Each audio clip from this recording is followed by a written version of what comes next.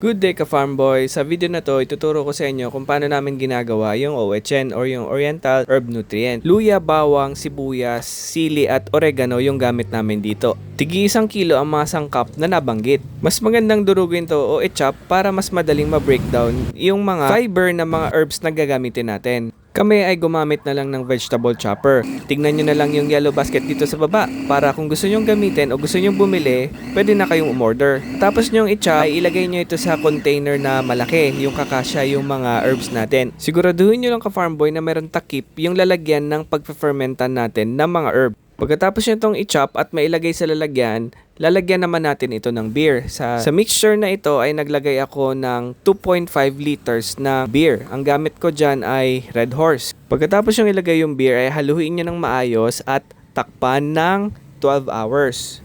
Pagkatapos ng 12 hours ay lagyan naman ito ng 1 kilong molasses.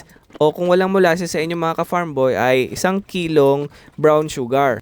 Haluin to ng mabuti at takpan. Itago ang lalagyan sa malamig at madilim na lugar ng 7 araw para sa fermentation nito. Pagkatapos ng 7 araw ay lagyan ito ng sukang natural, hindi yung may chemical ha mga ka-farm boy.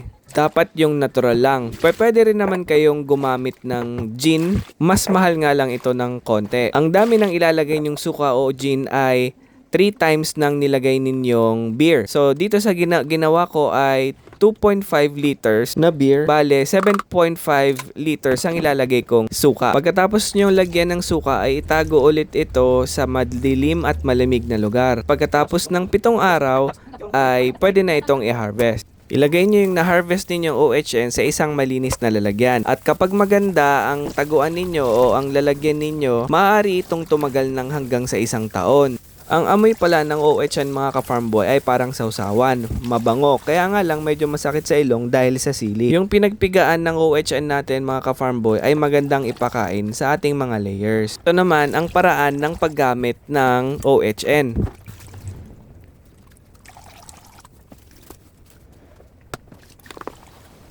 At ito naman ang mga benefits sa paggamit ng OHN sa poultry farm. Una ay pinapalakas nito ang immune system. Pinapaganda na rin nito ang pag-absorb ng nutrients galing sa mga kinakain ng mga layers natin. At meron silang antimicrobial properties. Ibig sabihin ay hindi agad magkakasakit yung mga layers natin. At saka mababawasan natin yung pag-rely natin doon sa mga synthetic na antibiotics. Mas maganda sa atin at mas maganda doon sa mga consumers natin. Mas marami pa tayong mapoproduce na healthy eggs at syempre, healthy rin sa mga layer hens natin. So paano ka farm boy? Yun muna sa video na to at kita-kita ulit tayo sa susunod na video. Happy farming!